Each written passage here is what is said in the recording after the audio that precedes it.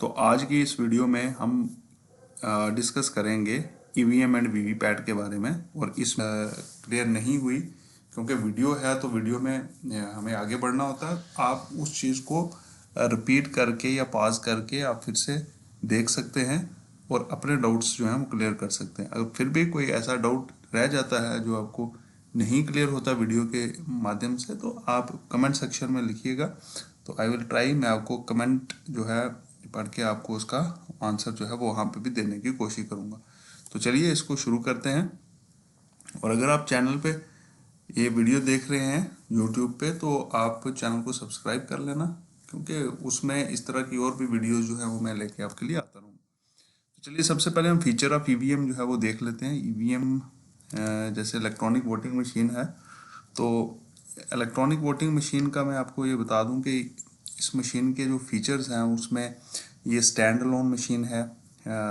Stand alone का मतलब आप समझ सकते हैं कि ये किसी दूसरी मशीन के साथ इसका कनेक्शन जो है वो बिल्ड नहीं होता, ना ही वीडियो फ्रीक्वेंसी से ये असेस हो पाती है, ना ही किसी दूसरे वायरलेस कनेक्शन से ये किसी दूसरी मशीन के साथ कनेक्ट हो पाती है।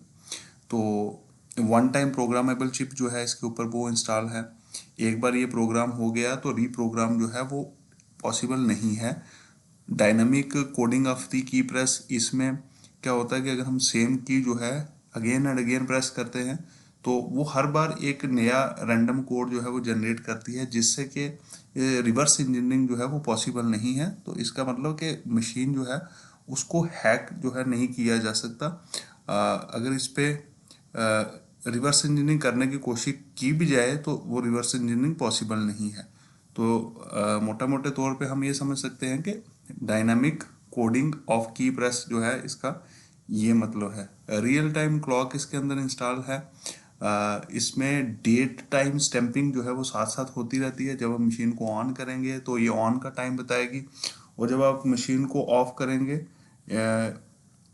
तो वो ऑफ का टाइम भी आपको वो बता देगी। मशीन ऑन हुई पोल डे पे, उस दिन का टाइम जो है और डेट जो है वो नोट हो जाएगी जब आप इस पे पहला बटन जो है वो प्रेस होगा।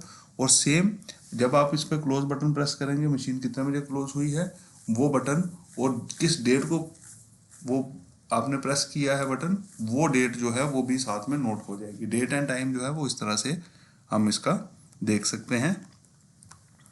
तो M1 मॉडल जो है वो आउटडेटेड हो चुका है, ऑब्सलीट है। प्री 2006 मॉडल था। 2006 टू 10 M2 मॉडल रहा, जो कि 4 BUs को सपोर्ट करता था, और M3 मॉडल 24 BU जो है वो सपोर्ट करता है, जिसपे कि 384 कैंडिडेट्स जो है इलेक्शन कंटेस्ट कर पाते हैं आज के टाइम पे। अगर हमारे पास इतने से भी कैंडिडेट किसी इलेक्शन में खड़े हो जाएं तो 384 को ये एक ही मशीन जो है वो सपोर्ट कर जाती है। M3 मॉडल है वीवीपैट का जो हम यूज़ कर रहे हैं, और इस पे name, serial number and election symbol जो है वो थर्मल पेपर स्लिप के ऊपर डिस्प्ले हो जाता है, जिस भी कैंडिडेट को वोट कास्ट किया जाता है किसी इलेक्टर द्वारा। तो सेंसर्स हैं, एरर मैसेज जो है वो डिटेक्ट हो जाता है। एरर को डिटेक्ट करने के लिए सेंसर इसके अंदर इंस्टॉल किए हुए हैं वीवीपैट के अंदर। तो अब देख लेते हैं हम, ये इसका सब यूनिट है जिसको हम कंट्रोल यूनिट बोलते हैं, और साथ ही साथ आप देख रहे हैं यहाँ पे ये बैलेट यूनिट है। तो कंट्रोल यूनिट का जो हमारे पास M3 मॉडल है ये उसकी पिक आप देख रहे हैं, और ये इसी मशीन के साथ जो अटैच होता है बैलेट यूनिट, इसके ऊपर 16 बटन होते हैं। तो एक BU पे 16 कैंडिडेट्स जो हैं उनके सिंबल, उनके नाम, उनका नंबर जो है वो आ जाता है। तो जब भी हम यहाँ पे इस एक्रेलिक शीट के अंदर बैलेट पेपर लगाते हैं तो उसकी अलाइनमेंट जो है वो बटन के साथ अलाइंड होने चाहिए। वो चीज़ का आपको ध्यान रखना है, मशीन में ये चीज़ देख लेनी है। तो इस तरह से ये इसकी डिटेलिंग जो है वो हमने की हुई है। यहाँ पे जैसे देख रहे हैं रेडी लैंप आपको यहाँ दिख रही है, स्लाइडर स्विच दिख रहा है, कैंडिडेट बटन दिख रहा है, कैंडिडेट लैंप ये है, और यहाँ पे बैलेट पेपर होता है इसके अंदर, इस स्क्रीन के अंदर। तो ये मैं ओपन करके आपको इसका इनर जो है वो दिखा रहा हूँ। बैलेट यूनिट का इनर सेक्शन यहाँ पे रेडी लैंप जो है यहाँ पे है, ये स्लाइडर स्विच जो अभी अपने पीछे भी देखा, ये बैलेट बटन होता है, कैंडिडेट बटन बोलते हैं। मास्किंग बटन जो है वो ये होता है, इसको मास्किंग टैब बोलते हैं। तो इस तरह से ये अगर आप इसको फोल्ड करेंगे तो ये बटन जो है वो साइड पे हो जाएगा और ये जो मास्किंग टैब है वो इसके ऊपर आ जाएगा। फिर जहाँ पे मास्क होगा वो वाला बटन जो है वो प्रेस नहीं हो पाता। तो मास्किंग अनमास्किंग हम उस केस में करते हैं, हमारे पास कितने कंटेस्टिंग कैंडिडेट्स जो हैं उस हिसाब से हम देखते हैं इस चीज़ को। कंट्रोल यूनिट की डिटेलिंग जो है यहाँ पे आप देख सकते हैं। डिफरेंट सेक्शंस जो हैं इसकी वो मैंने यहाँ पे बताई हैं। जैसे ये ऑन लैंप है, बिजी लैंप है, डिस्प्ले सेक्शन ये आ गई। बैटरी कंपार्टमेंट जो है वो आपको यहाँ पे ये दिख रहा है। तो बैटरी कंपार्टमेंट के साथ बैटरी सेक्शन, इसको हम बोलते हैं कैंडिडेट सेट सेक्शन, ये वाली है। यहाँ पे टोटल का बटन है एंड यहाँ पे आपका आ गया बैलेट बटन, और ये रिजल्ट सेक्शन जो है आगे हम इसको भी देखते हैं। ये हमारा सीयू का रेयर कंपार्टमेंट है जहाँ पे ऑन ऑफ स्विच है और यहाँ पे कनेक्टर जो है कनेक्ट हो जाता है। केबल जो आपकी वीवीपैट की वो कनेक्ट होती है। बॉटम कंपार्टमेंट कवर ये वाला बाहर आप देख रहे हैं। तो उसके बाद ये देख सकते हैं आप यहाँ पे, इसमें यहाँ ये हमने रिजल्ट सेक्शन को ओपन कर लिया है। रिजल्ट सेक्शन के अंदर आपको क्लोज बटन दिखता है, रिजल्ट बटन दिखता है, प्रिंट बटन दिखता है और क्लियर बटन जो है वो दिखता है इसके अंदर।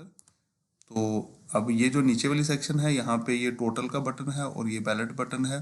बैलेट प्रेस करने पे हमारा बीयू जो है वो एक्टिवेट हो जाता है और फिर इलेक्टर जो है वहाँ पे जाके अपना वोट कास्ट कर सकता है बीयू के ऊपर कोई सा भी बटन प्रेस करके, जो उसके पसंदीदा कैंडिडेट होगा उसका बटन वो प्रेस कर लेगा। टोटल बटन जो है वो पीरियोडिकली हम हर घंटे के बाद यहाँ पे ये चेक करते हैं। जब हमसे सेक्टर ऑफिसर या आरओ एआरओ कोई भी रिपोर्ट जो है वो मांगते हैं कि कितने वोट आपकी मशीन के अंदर रिकॉर्ड हो गए, तो पीरियोडिकली अगर आपको चेक करना है तो टोटल बटन आप प्रेस करके हर घंटे के बाद भी बता सकते हैं। और टोटल बटन हमें ये भी बताता है कि हमारी मशीन के अंदर टोटल वोट जो है वो कितना कास्ट हुआ है। तो चलिए इसके बारे में दूसरी एक डेडिकेटेड वीडियो लाएंगे जहाँ पे कि हम इनके बटन्स के फंक्शन जो हैं वो समझने की कोशिश भी करेंगे उस नेक्स्ट वीडियो में। तो अभी आज का जो हमारा है, हम इसमें क्रिटिकल मिस्टेक मशीन कैसी है आप इसके इंटरफेस से वाकिफ़ हो जाएं। तो फिर अगली वीडियो में मैं आपके साथ वो सारा प्रोसेस डिस्कस करूंगा जिसमें कि मॉक पोल एंड रेस्ट कोई चीज़ें जो हैं वो इम्पोर्टेंट हैं, वो उस वीडियो में हम डिस्कस करेंगे। तो पोलिंग में देखिए क्या होता है कि हमारे पास जो इलेक्टर आता है उसको आइडेंटिफाई करना होता है। वो P1 जो पोलिंग ऑफिसर 1 है उसका काम होता है उसको आइडेंटिफाई करना। तो जो भी valid document election commission of India जो है जो प्रिस्क्राइब डॉक्यूमेंट हैं उन डॉक्यूमेंट्स में से कोई भी डॉक्यूमेंट वो कैरी करेगा अपने साथ। तो आप उसका elector MARD copy of elector role पे उसका नाम नंबर वगैरह वो देखेंगे। एंड P2 जो होंगे वो उसका थंब इम्प्रेशन ले लेंगे। 17A रजिस्टर के ऊपर उसका रिकॉर्ड जो है वो उसका एपिक नंबर वगैरह नोट कर लेंगे। थंब इम्प्रेशन उसका वहाँ पे या साइन जो है सिग्नेचर वहाँ पे लिए जाएंगे और इंडेलिबल इंक जो है वो लगाई जाएगी। एंड देन नेक्स्ट ऑफिसर यानी कि P3 के पास वो चले जाएंगे, P3 को वो स्लिप देंगे और वो इलेक्टर जो है अपना इंडेलिबल इंक का मार्क जो के लेफ्ट फोर फिंगर के ऊपर लगाया हुआ है वो चेक करवाएगा वहाँ पे। और फिर प्रिजाइडिंग ऑफिसर या P3 साहब जो भी वहाँ पे बैठे होंगे वो बैलेट बटन को प्रेस करेंगे ताकि बीयू रेडी हो जाए और वोटिंग कंपार्टमेंट में जाके वो वोट कास्ट कर सकता है, अपने इंटेंडेड कैंडिडेट को वोट दे सकते हैं बाई प्रेसिंग अ की against the candidate of his choice. तो पोलिंग ऑब्जर्वेशन में ये देखिए किस तरह की चीज़ें जो हैं वो हमने देखनी और क्या उसका मतलब है। Ready lamp glows indicate to the voter that his vote has been casted in favour of that candidate. अब जो यहाँ पे रेड लैंप जो ग्लो करेगी बैलेट यूनिट के ऊपर, उससे उसके जो पसंदीदा कैंडिडेट है उसको उसका वोट उसने डाला तो उसके सामने की लैंप जो है वो ग्लो करेगी। Casting of the vote result in beep. अब कंट्रोल यूनिट के ऊपर बीप साउंड जनरेट होगी जिससे प्रिजाइडिंग ऑफिसर को ये पता चल जाएगा कि उसका वोट जो है वो रिकॉर्ड हो गया है। और बैलेट यूनिट के ऊपर जो लाइट है रेड लैंप वो ऑफ हो जाएगी और साथ ही साथ कंट्रोल यूनिट के ऊपर जो बिजी लैंप थी वो भी ऑफ हो जाएगी। वोटर कैन सी वीवीपैट के अंदर उसकी विंडो में उसको एक स्लिप जो है वो दिखेगी जो कि 7 सेकंड्स तक वहाँ पे रहेगी और वो 7 सेकंड के बाद ड्रॉप बॉक्स में गिर जाएगी। उस स्लिप को देख के उसको पता चल जाएगा कि वो उसका वोट इंटेंडेड गया या नहीं गया। जिस कैंडिडेट को उसने डाला वोट उसी को गया है या नहीं गया, और फिर वो स्लिप जो है ड्रॉप बॉक्स में वीवीपैट के अंदर ड्रॉप हो जाएगी। एक चीज़ का ध्यान रखना है, वीवीपैट की वो स्लिप्स जो है जो एक्चुअल पोल की है वो ड्रॉप बॉक्स में ही रहेंगी। ऐसा नहीं कि वो ड्रॉप बॉक्स ओपन हो और वो स्लिप लेके कहीं निकल जाए। कैंडिडेट जो इलेक्टर है, इलेक्टर को वो स्लिप्स जो है वो नहीं दी जाती, वो ड्रॉप बॉक्स में ही रहती हैं। ये इस तरह का एक प्रोसीजर रहता है जब हम मॉक पोल करते हैं मशीन के ऊपर, तो clear result and close result and clear करते हैं, और फिर उसके बाद आपका वैलिड बटन जो है वो एक्टिवेट हो जाता है मशीन के ऊपर। तो क्लोज रिजल्ट एंड क्लियर हम मॉक पोल के बाद अपनी मशीन के ऊपर करते हैं ये प्रोसेस, और मशीन को रेडी किया जाता है for actual poll. Common problems in handling EVM, अब ये मोस्ट इंपॉर्टेंट चीज़ है, आप देख लीजिएगा। After checking the CU the officer forget to switch off the CU at the time of dispersal के दिन आपने सीयू को चेक किया, बैटरी उसकी देखी, और फिर आप भूल गए उसको स्विच ऑफ करना, बैटरी कंज्यूम हो जाएगी। On pressing valid button of the CU for the first time CU displays showing invalid and beep sound is heard.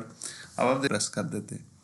Accidentally pressing of the close button before end of poll से पहले ही आपने close button को दबा दिया, तो ये इस चीज़ का आपने ध्यान रखना है। ये वो प्रॉब्लम्स हैं जिनके बारे में मैं आपको बता रहा हूँ, ये हो सकती हैं आपकी मशीन में ना, ये चीज़ें आपको देखने को मिल सकती हैं।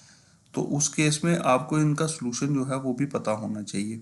और ऐसा है कि कुछ चीज़ें हमसे गलती से हो रही हैं, जैसे ये थर्ड पॉइंट हम डिस्कस कर रहे हैं। सारी वेरिफिकेशन करने के बाद एक वोटर ने रिफ्यूज़ कर दिया कि मुझे वोट कास्ट नहीं करना, ठीक है, उसको इंडेलिबल लिंक भी लगा दिया आपने, उसके बाद आपने बैलेट भी रिलीज कर दिया, लेकिन वोटर ने कहा कि मुझे वोट कास्ट नहीं करना।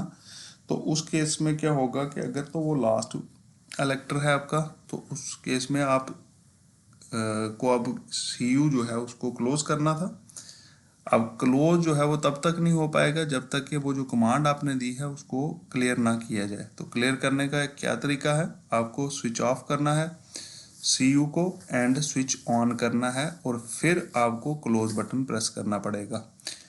अगर वो लास्ट इलेक्टर नहीं है, अगर वो लास्ट इलेक्टर नहीं है, तो उस केस में आप क्या करेंगे, आप नेक्स्ट जो क्यू में इलेक्टर है उसको लो करेंगे वोटिंग कंपार्टमेंट में, उसकी फॉर्मेलिटीज़ कंप्लीट करते हुए, उसके थंब इम्प्रेशन वगैरह जो भी है फॉर्मेलिटी कंप्लीट होगी, नेक्स्ट इलेक्टर जो है वो चला जाएगा वोटिंग कंपार्टमेंट में, और वो अपना वोट कास्ट करेगा। और जो इलेक्टर जिसके लिए कि आपने वो कमांड दी थी, उसके नाम के आगे आप लिख देंगे refuse to cast the vote 17A के ऊपर, रजिस्टर ऑफ वोटर के ऊपर उसके नाम के आगे ये रिमार्क्स में मेंशन कर देंगे। Elector, after having recorded his vote, alleging that the paper slip generated by the printer has displayed the name or symbol of a candidate other than the one he voted for। अच्छा, अब ये